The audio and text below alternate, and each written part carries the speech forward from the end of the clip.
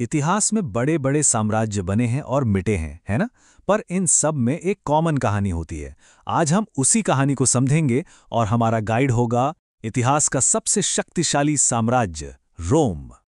जरा सोचिए, एक ऐसा एम्पायर जो तीन तीन कॉन्टिनेंट्स पर फैला हुआ था, यूरोप, नॉर्थ अफ्रीका और मिडिल ईस्ट। आखिर ये हुआ कैसे?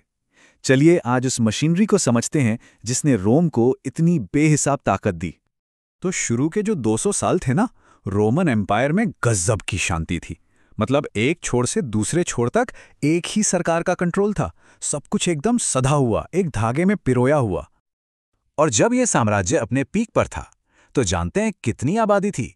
करीब करीब 6 करोड़ लोग। मतलब अलग अलग कल्चर, अलग अलग भाषाएं, सब एक ही छत के नीचे रह रहे थे। कमाल की बात है ना, है ना? अच्छा, तो अब सवाल ये उठता है कि रोम ने ये सब मैनेज कैसे किया? उनकी असली ताकत का राज क्या था? तो देखिए, रोम की पूरी पॉलिटिकल पावर असल में 3 मजबूत पिलर्स पर टिकी थी। तो ये 3 खिलाड़ी थे। एम्परर यानी सम्राट, जो सबसे ऊपर था। फिर आती थी सेनेट, जो अमीर और पावरफुल लोगों का ग्रुप था। और तीसरा, और शायद सबसे जरूरी, उनकी प्रोफेशनल आर्मी। किसी भी सम्राट का सक्सेस बस इसी बात पर डिपेंड करता था कि वो सेनेट को खुश रख पाएं और अपनी आर्मी को कंट्रोल में। क्योंकि असली ताकत तो फौज के ही हाथ में थी। आर्मी हाथ से गई तो समझो खेल खत्म।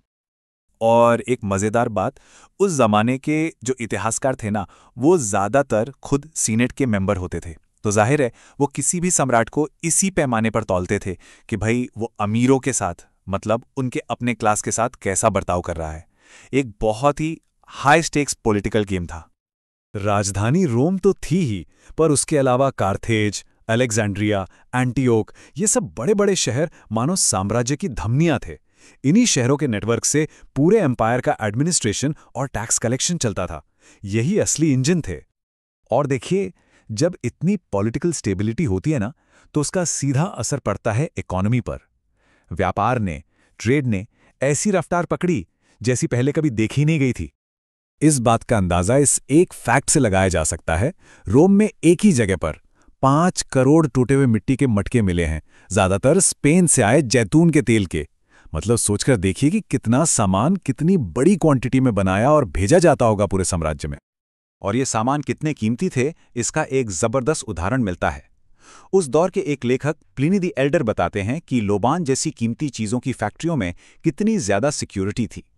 मजदूरों को मास्क पहनना होता था, उनके कपड़ों पर सील लगाई जाती थी, और काम के बाद फैक्ट्री से निकलने से पहले उन्हें अपने सारे कपड़े उतारने पड़ते थे। सब कुछ बस चोरी रोकने के लिए।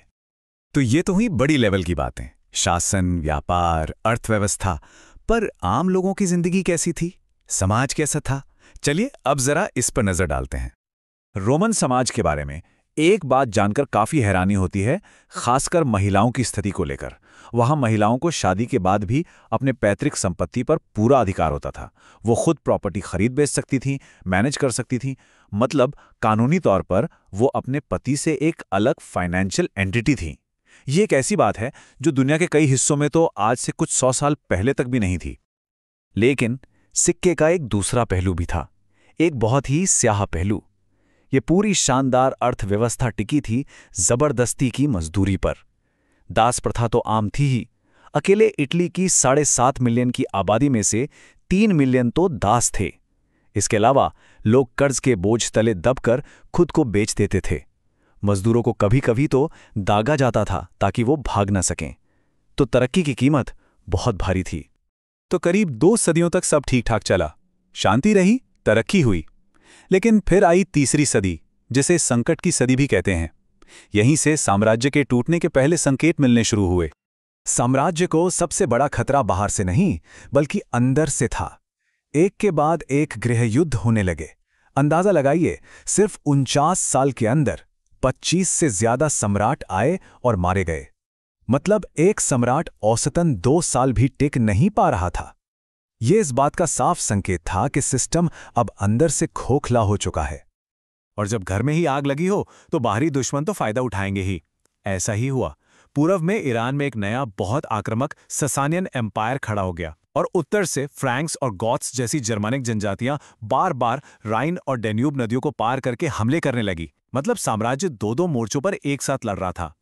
तो तीसरी सदी के इस संकट ने रोमन साम्राज्य को हमेशा हमेशा के लिए बदल कर रख दिया। पर इसे सिर्फ एक अंत की तरह देखना सही नहीं होगा। ये एक तरह से एक नई शुरुआत भी थी। इसके बाद जो हुआ वो एक लंबा प्रोसेस था। चौथी सदी में एडमिनिस्ट्रेशन को आसान बनाने के लिए एम्पायर को ऑफिशियली 2 हिस्सों में बांट दिया गया, ईस्ट और वेस्ट। 5वीं सदी आते आते जो वेस्टर्न रोमन एम्पायर था वो बाहरी हमलों के दबाव में पूरी तरह बिखर गया। लेकिन जो ईस्टर्न रोमन एम्पायर था, जिसे हम बाइजेंटियम भी कहते हैं, वो न सिर्फ बचा रहा बल्कि अगले 1000 साल तक फलता फूलता रहा। और फिर इसी रोमन दुनिया की राख से नई ताकतें उभरी, जैसे अरब खलीफा, जिन्होंने रोम की शहरी और धार्मिक परंपराओं को विरासत में आगे बढ़ाया। तो रोम की ये कहानी एक तरह का ब्लूप्रिंट है। ये एक सवाल खड़ा करती है, क्या इतिहास में हर बड़ी शक्ति, हर बड़े साम्राज्य का सफर ऐसा ही होता है? पहले उठना, फिर अपने चरम पर पहुंचना, फिर संकट में घिरना और आखिर में एक नए रूप में बदल जाना।